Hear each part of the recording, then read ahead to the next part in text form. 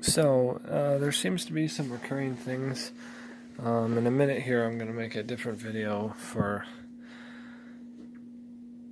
Quora. But first, this is going to be a Quora link video. And at first, before I talk about flashlights, I'm going to talk about some other points. There seems to be this recurring theme about a significant misunderstanding of the weight of objects versus the density of objects. So I have some soda pop here. Alright. And then that gives a flashlight, but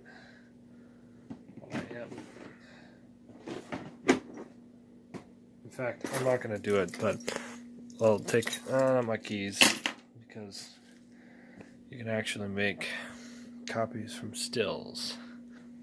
Okay, so I have a knife here. Alright. So now this knife does have a sharp edge, and that's kind of cheating. So we're going to put the knife down like this. Alright. In fact, I don't know if I'm really going to do anything here, but the point is this. This knife can pop into this can, right? Is it because of my strength, my physical strength in my hand? No, because if I take the can and break it onto the knife, which I'm not going to do, will the knife break? Will this metal bend? No, it won't. This knife will crash through this can of pop. Even if you stack 20 cans of soda, 50 cans of soda, 50 cans of soda onto this knife, unless you hit like right here where the joint is, that's not the purpose of this argument. The purpose is you hit the blade. Even if you hit the blade backwards right here, and you can ask any physics professional the answer to this question. If you hit it with 20, if you stuck this knife in a vise, and somebody can do this if they want to. Not this knife, because this joint could break, but if you stick the blade of the knife in a vise, and you take 12 cans of soda pop, and you smash them on top of the knife, are they gonna break the metal? No. The knife is going to split open the cans. Why? Because these cans are made out of aluminum. They're made out of an aluminum alloy, and aluminum is what you call softer than steel. This knife is made out of steel. This particular one is hardened to about 56 on Rockwell Hardness C scale. Okay, the Rockwell Hardness scale is important because the Rockwell Hardness scale tells you how hard an object is. It's not talking about scratch resistance, and that is another type of hardness that is actually very relevant to knives, because knives, that's mineral hardness. That's a scale between 1 and 10. That's called Mohs scale, or the mineral hardness scale. That's different. That's not what we're talking about. We're talking about hardness. Okay, hardness isn't strength exactly. It's really what you call indentation resistance. It's not the resistance to bend either. Like if you did what I talked about with the cans, the knife might bend a little bit. A little. But it won't bend very much. Because steel also happens to be stronger than aluminum, not just harder. But even if it was just harder, diamonds are not very strong. So, but diamonds are very, very hard. Right?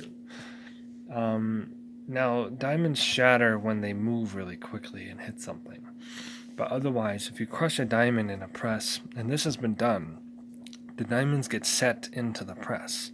And there's a couple bad examples where the diamond is already cut. You don't want a shiny, beautiful diamond. You want just a normal raw diamond, because a beautiful diamond will already have some weaknesses in it because of the process it took to make it beautiful. They had to cut the diamond, and there's two reasons why they're more likely to shatter. One is it's actually already gone under a lot of stress.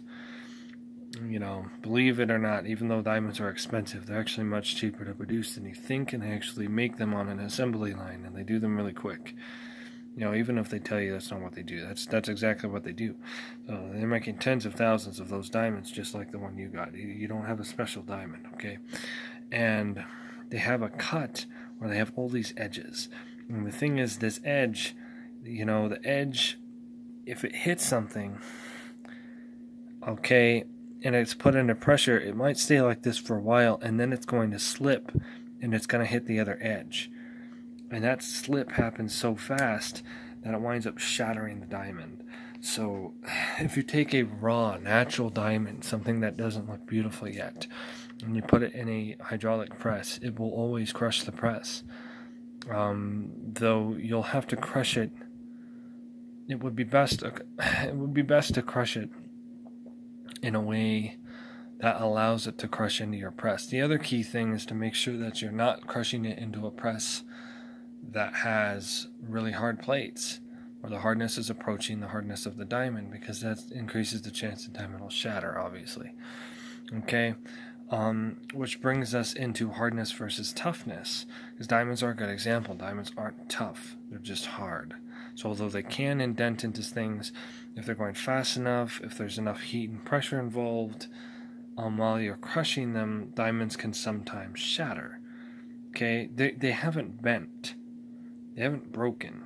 They've broken, but they haven't broken in the sense of you actually succeeding in bending them. You can't take a diamond and bend it into a shape you want because of its incredible hardness and its resistance to being bent. Okay, if you try to do that, you'll shatter it. If you use enough force, the big, huge hydraulic press, you'll shatter it. And so this is very relevant when we talk about, there's a couple different things. One is I talked about lions, 3 trillion lions or something like that, 30 trillion lions versus the sun. And I said lions are much denser than the sun, and that's true. The sun is this big ball of gas. And when you have a lot of dense matter that's starting to explode outwards from its quick evaporation into gas, I mean, honestly, for the most part, the sun would swallow those guys up. But if they were all put into a small enough ball, that ball is so much denser than the sun that it could rupture the sun and cause the sun to supernova. Okay, and this is actually pretty true. If a comet the size of Earth crashed directly into the sun, it would melt up and fragment off before it would get there, even if it went much faster than it should be going, at about 100,000 miles an hour. The fastest asteroids going inwards towards the sun speed up to like 300,000 miles an hour by the time they get close to the sun. But even at that point, they're already going to be eliminated. But the sun versus the lions argument, it's a really poor hypothetical. But I just put out at this point that the lions are much denser. Okay, and here's the thing about density. And the other post that this has to do with is the train versus the tanks. A tank versus a train, especially an M1A2 tank, the most modern tank. 2007 tank is when it was invented. It was invented in 2007. Okay, it's an update to the Abrams M1 tank. All right, the M1 tank was relatively easy to build, and there's actually lots of different models, different versions. There's different versions with different armor. Honestly, Abrams is just a brand, and the M1 is just a basic model. And you got your leather seats in one model, but the other models just have, in the case of tanks, you have your depleted uranium armor, and other ones don't have those armor plates. And honestly, usually when DU armor is used, it's used very thin, and it's used outside as an additional armor to just normal steel. But the serious M1A2 tanks are mostly depleted uranium in terms of their armor, which is these plates that are bolted to the outside. And there's lots of the plates.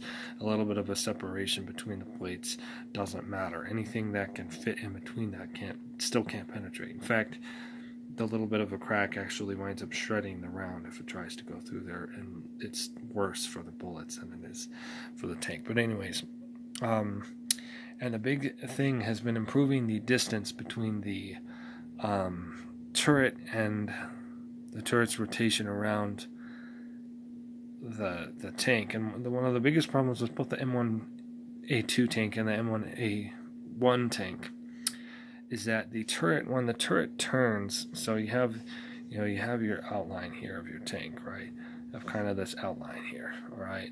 And then on top of that, you have this body of the tank that kind of comes like this, and that curves up in the back. When that is turned, and you have this ramp on the back that goes right down into the turret space between the turret and the body of the tank, you have vulnerability. So the biggest problem with the M1 tanks is their 6 o'clock vulnerability, or when their turret is turned and something else has its flank. Alright, so if you flank an M1 tank, an M1A1 tank, and you hit it in its backside, you'll probably hurt it a lot, because the bullet will actually slam into the side of that turret and blow the turret clean off the top if it doesn't burrow itself into the turret, which will, if it's incendiary, it will kill everyone inside without giving you a chance to escape. It can also freeze and lock up and stop the turret's mobility, which happens a lot, and that can be a real problem too, although most M1A2s will still be able to kill you because they'll still have M1A1s. They'll still have the ability to turn with their tracks, and so they can turn all the way around, and there's adjustments it can make so that it can go ahead and hit you. But if you get it from all sides at once, an M1A1 tank was pretty vulnerable, but the M1A2 has more depleted uranium put in those areas. Okay, and it doesn't, the ramp feature on it doesn't ramp up so much on the sides. The other thing is it favors not doing that with its turret. It favors aiming at stuff within 70 degrees of the front of the tank. And although you certainly can aim at other things, it will try not to do that. It will give you warnings and such. Okay, not to mention that some of them will carry really intelligent missiles that it can just aim straight up. It will shoot up into the air, okay, and those missiles will come back down at the target that's been designated by satellites. So it's pretty advanced stuff. So it really depends on who you are, what the team is, and whatnot. Okay, the M1A2 is kind of an invincible tank if it's been given the time to prepare for a battle. Like if you did a 1 versus 1 tank, there's nobody in the world that has a tank that can stand up to it. But if you did a exclusive battle with them, that's where they lack, because they're very expensive. The actual DU ones that actually really have depleted uranium armor and lots of it, more than 3 inches actually, because you actually have the body of the tank is actually mostly steel. Then again, you have these plates on the outside. You can add to those plates, and those plates have different thicknesses. Usually they're 1.5 inches thick, which is still very heavy, but much lighter than steel would have to be to offer the same protection. A 20 millimeter round with enough energy, it's 20 millimeters thick, and it's in length. It's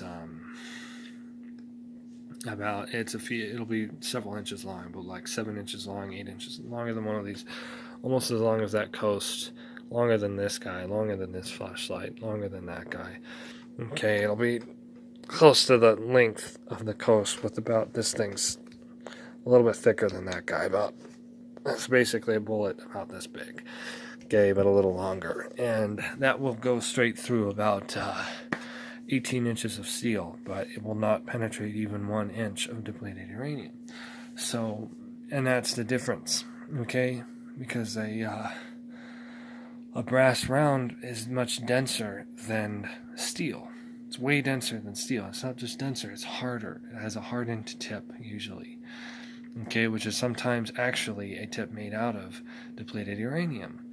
And the only thing harder than the bullet tip of a depleted uranium bullet is the cold, not heated up depleted uranium of armor, because armor is just sitting there on the tank. It's not moving anywhere. The bullet going through the air has heated up from being fired, and so that depleted uranium is softer than the depleted uranium armor. Okay, because originally we used depleted uranium on the tips of bullets because it has a hardness of, if I remember correctly, it's like 80. It might not be that high. It was very hard, it's very dense, and it's very strong, and that makes it an excellent penetrator. The other thing is, in general, it doesn't actually heat up that much when it's fired because it has a little bit of density protection, and it's not very quick to dissipate heat, and it doesn't absorb heat quickly. Okay, it has a low or very high or very low specific heat. I forget how you say it. So these bullets would go straight through steel. It doesn't matter. You could have, in fact, some of the tanks back then, they had 8 inches of steel in World War II, and like very, very, very back end of World War II, after uranium was used to make some bombs, they had depleted uranium, and they figured out that it's actually an excellent material for all kinds of other trash. Okay, one of the first things they did is they got it out there commercially, and they tried to sell it and make money off of it by making everybody's vests, the doctor vests and dentists. Or when you go to the dentist and you had a vest to protect your insides from exposure, it would be depleted uranium, because that stops all X-rays. It stops X-rays, so it actually prevents you from X-ray exposure, which is much more dangerous and lethal than the exposure from the particle exposure from depleted uranium itself, which has almost no beta radiation. It has a little bit of alpha radiation, or maybe it's vice versa, and that radiation that it has doesn't penetrate the skin. So but they would also sometimes they would mix it in with another material below it, so that none of that alpha radiation from the DU is going to hurt you, but the DU is going to help you by stopping X-rays in a better way than lead can. Lead stops X-rays, but not completely. DU does a better job. Okay, so a lot of those were depleted uranium, though not all of them, and it was just kind of a way for them to try to make money after depleting this now useless material. So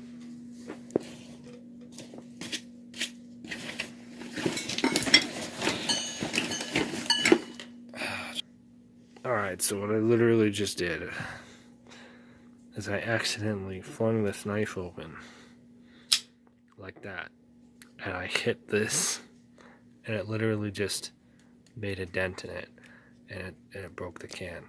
So that just attests to you how strong, density matters. How much density matters with this stuff.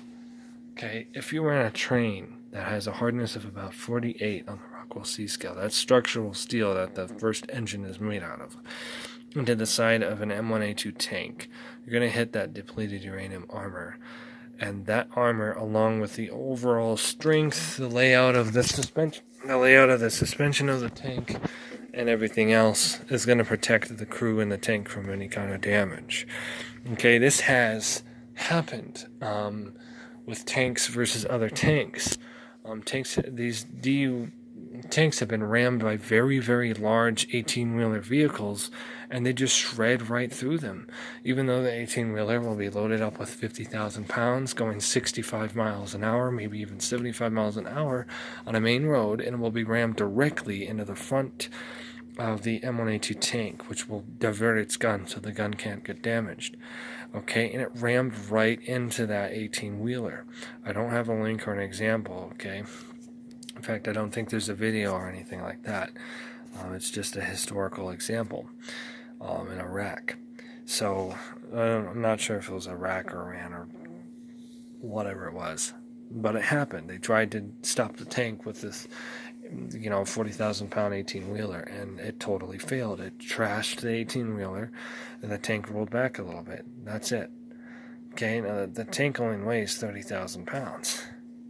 So it's not that it's heavy. Now the M1A2 tank, there's definitely different weights. I think one of the higher numbers is like 60 to 90,000 pounds.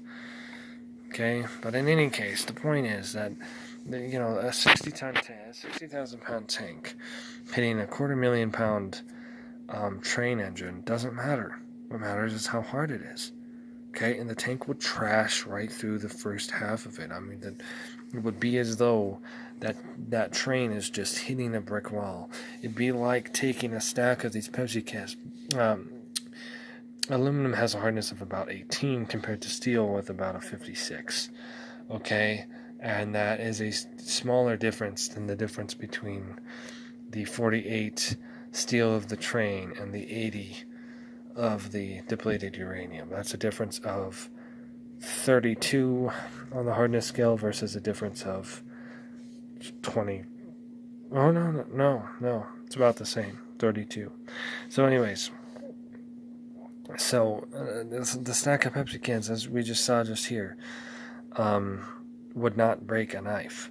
In fact, if you made a little box of steel with the same thickness of walls as that Pepsi, with just 1 millimeter thick. In fact, actually, you're looking for the same thickness as the bottom here. If you're going to crash them down this way, if you crash them down this way, obviously it's going to shred through the Pepsi can without a problem. Even if it's like a millimeter thick, though. Okay, you just make a little cube. In fact, I'd like to actually do this just to prove it.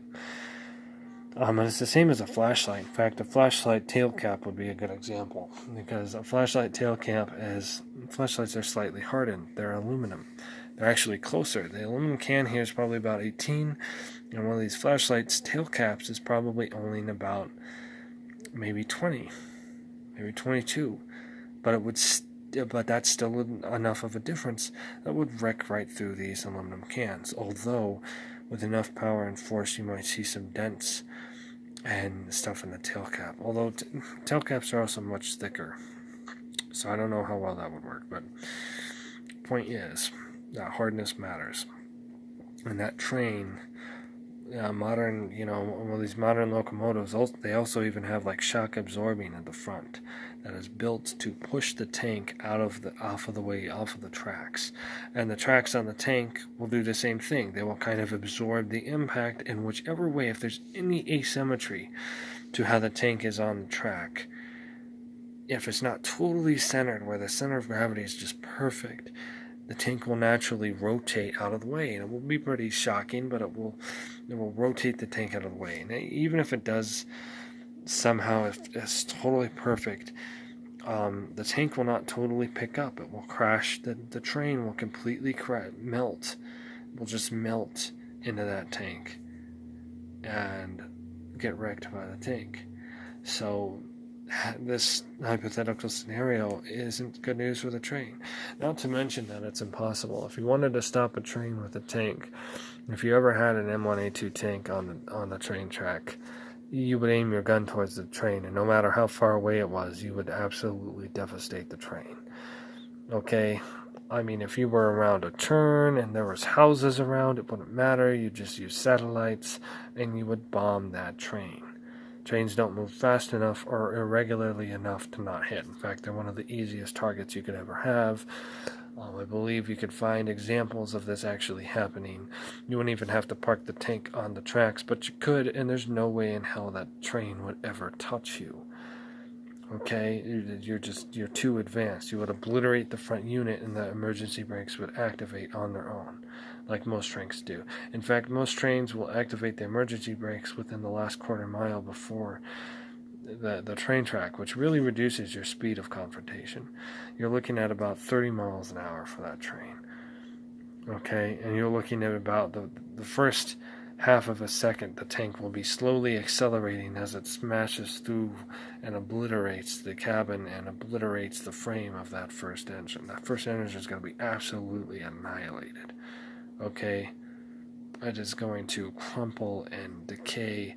And I mean, you can try to pull off an example of this to scale, and I bet you anything, this is exactly what would happen. If you actually had depleted uranium, even if it was very, very, very, very thin, okay? Because to scale down 3 inches compared to, I think the frame of a train is usually around 6 to 10 inches, okay, in thickness, but that would only be like the first part of the frame. I'm pretty sure in general those I-beams are only about 1 inch or 1.5 inches thick. They're not any thicker than that. That just isn't enough, man. It's not enough to do much at all to the tank. It won't. Okay? It will be like these Pepsi cans. It will just crumple into the Pepsi can. Okay? And it will reduce the momentum of the other Pepsi cans behind it until it stops. Well, in the case of the train, eventually it will pick a direction to go, and it will go that direction, and the next engine won't even get the chance to hit the tank because the tank will start to slide off the tracks. Okay, so you couldn't, you know, the scenario was not the tank has to crash into the train. The scenario was there's this tank sitting on the tracks. What would happen? And in that scenario, it just wouldn't be favorable for the train. Okay, it would favor the people in the tank. Not to mention, even at the last second, they could start to drive the train. These tanks actually have amazing acceleration, and the tank would accelerate off the track and they wouldn't hit them. Okay? If they weren't allowed to accelerate until the first contact happened, they would still be saved. Not to mention, it would derail the train. All of the trains would come off the rail, probably. Though they do have this advanced breakaway system now that reduces the chance and the likelihood of that happening. Okay. The second engine would diverge. It wouldn't hit the tank. The third engine might hit the tank because as that one diverges this way, the next one will diverge the other way, and that momentum might be carried into the tank. That could happen, but it's unlikely. Eventually, some other stuff will still have the momentum to hit the tank, but by now, I'm sure you're allowed to accelerate with your tank, and by now you can just turn the tank and accelerate. Which you'd be surprised how amazing these guys accelerate. Their max speed isn't fast, but that doesn't matter. You don't need you don't need to go fast. In fact, you pretty much just need good acceleration on the battlefield because you need to be able to be unpredictable. So the moment someone fires at you, you need to be able to accelerate out of the way, and then that hits where you were, and it doesn't hit you. And then you stop, and you accelerate the other way. You can turn around and accelerate with these guys with, literally to scale about this fast, about bam. So that about wraps it up for my explanation there. So